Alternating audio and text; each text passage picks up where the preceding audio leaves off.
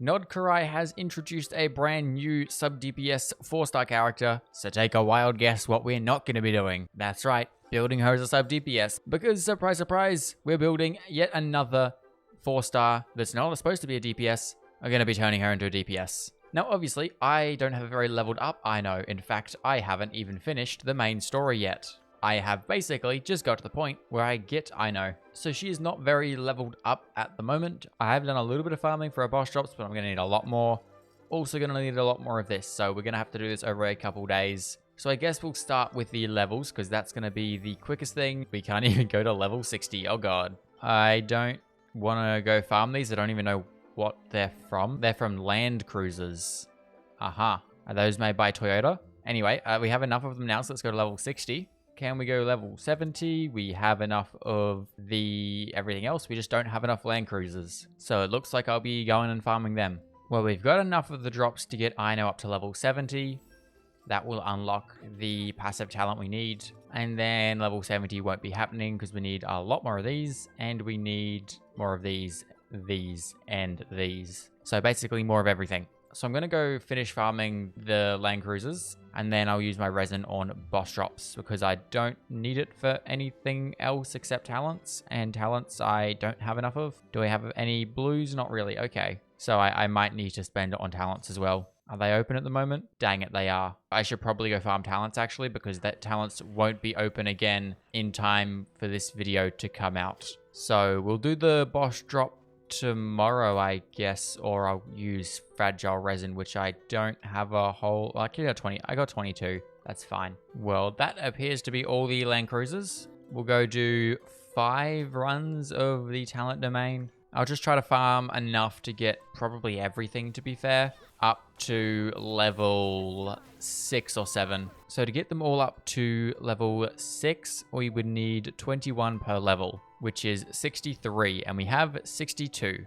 Make that 64. 65, in fact. So I could get them all up to level 6 if I wanted. I think I'm going to get Burst and Skill up to level 6, and then depending on the teams I use, I will do the normal attack. So for now, let's get Aino's skill as far as we can go, because that's, I think, probably one of her biggest sources of damage. So that can go up to 6. Then we will get her burst up to probably, okay, level 4. We can buy one of them. So now we can get it up to level 5. Then we're out of Land Cruiser drops. 2, 6, 5. I'll keep farming these drops and we'll see where we can go from there. For now, I need to go do some farming. So I will see you in 2 days because there's no point recording me farming just this tomorrow. So I'll farm this, I will farm these when they're available to farm, and these, and we should be good for talents. We should have enough of them. We're going to have enough weekly bosses, so it's just going to be farming the Land Cruisers and her boss drop and her local specialties. So I will see you all in a couple of days once I have all of that farmed. Okay, well, it has been a few days and I have done a bunch of farming. So I now have all the stuff to hopefully bring Aino up to level 90. It's just going to be the level up books. I don't know if I have enough of them, which I probably don't, but we'll see. I should also have enough to do something with her talents. I might need to do a little bit of crafting, but I should be able to get her talents to some decent leveled. And then I have been doing some research into her weapons and artifacts, which I have got her on a nymph stream at the moment with the mailed flower. I was messing around with this in the last bit of recording, but I ended up cutting it out because I was like, that probably won't work that well. So I have a couple other builds I can try out and we'll see how they perform. I've got a couple teams I want to try and a couple different artifact sets and weapons that go with those teams. So we'll try them out once we get to that point. First, I would like to bring your attention to how funky Aino looks when she's holding a weapon in here, because the weapon is like clipping through her sleeves because her hands are inside her sleeves. So the weapon like clips through and it looks really, really weird. But then again, I don't know how else you could make that work without her hands being outside of the sleeve. So let's get her up to level 80. We have the level up books to do that. And then we can ascend her up to her last ascension. And are we going to have enough? No, not quite. I could probably get close to getting her up to level 90 if I wanted to do that. I have 73 resin at the moment. Let's use one of them. And let's go run a ley line really quick. Or multiple ley lines is probably more accurate. Okay, there we go. That's enough of them, so we can get Aino up to level 90. So before we do the artifacts and weapons, let's have a look at her talents. I want to get her burst up to level 6, and then because there is a team that requires it, I would also like to get her normal attack up to level 6 as well. So there is the normal attack up to level 6, and we have a little bit more stuff. So let's see what I can do. I can only really craft 2 of the gold, so I don't think I'm going to be able to do too much. In fact, I can only get 1 thing up to level 7, and I'll probably do the skill, because that does the most damage, I believe. So yeah, why not? We'll just do that. Boom, there you go. So 6, 7, 6 on talents for Aino. That will be good enough. Also, I probably don't have enough more to go any further than that. Anyway, let's have a look at the builds. So, the first build I want to try out is not this. I honestly reckon she'd do more damage on Crimson Witch because of that crit ratio. Yeah, I don't think it's really worth running her on a full nymph stream at the moment. Team number 1 I want to try out will be this. We will have Aino as the main DPS, Farina as our buffer, Bennett as also a buffer, and then Kazuha to store Hydro for Viridescent and also for his burst so we can get a consistent source of Pyro from Bennett. And then we can do Vaporizers with Aino. Obviously, for this team, Farina will need to be in a healing mode, but that works because it helps with her fanfare. Now, for Aino's build for this, we have 2 weapon options. We could either go Mailed Flower, because Elemental Mastery and attack increase after we do Elemental Skill. Not bad. The other option is just go with a stat stick and just do Kinnich's weapon. It doesn't have a lot of crit rate, but it's got high base attack, and it's probably, I'm just going to run that. I could try her out with Mailed Flower, but I think just going stat stick is probably the easiest here. And then for artifacts for this team, I reckon probably a 2-piece Golden Troop, 2-piece Gladiators, because the 4-piece of Golden Troop isn't great because it will increase skill damage more, but the off-field skill damage is kind of worthless because Aino is on-field whenever she uses her skill. We could also go for a 2-piece Hydro damage instead of Gladiators. We'll just have to try it out and see what works the best. So we're looking for some high crit as well as some EM. They recommend a Elemental Mastery Sands. I'm probably going to go with attack percent because I am building DPS. We'll go Hydro damage for the Goblet, and we will do a crit damage circlet, I'd say. So there's a 2-piece Golden Troop, 2-piece Gladiators, and we have a 53 to 166. Definitely could use some more crit rate, but it will be fine, I reckon. Almost 2,000 attack on that as well. We'll do a quick run with this build, then we'll swap over to the 2-piece Golden Troop, 2-piece Hydro damage, and then I'll try out the other builds I have in mind. And we'll see what kind of damage Aino can do. So, in terms of setup, I guess we do Farina. We turn that to healing mode. We do Kazuha Swirl, then we do Bennett, then we Swirl Bennett, and then we do Aino. And I didn't see any of that because I don't think it critted. Okay, let's try that once again. We see, I think it was 10k. That's not terrible. It's not good, but it's not terrible. I mean, to be fair, it is pretty bad. I was definitely hoping for a little bit more damage. Okay, let's try it out with Hydro damage. So now with a Hydro damage build, we have, a lot less crit damage.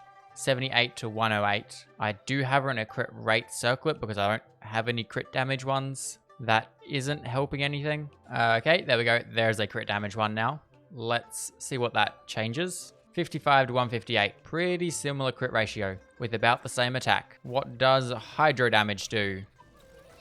31,000 there.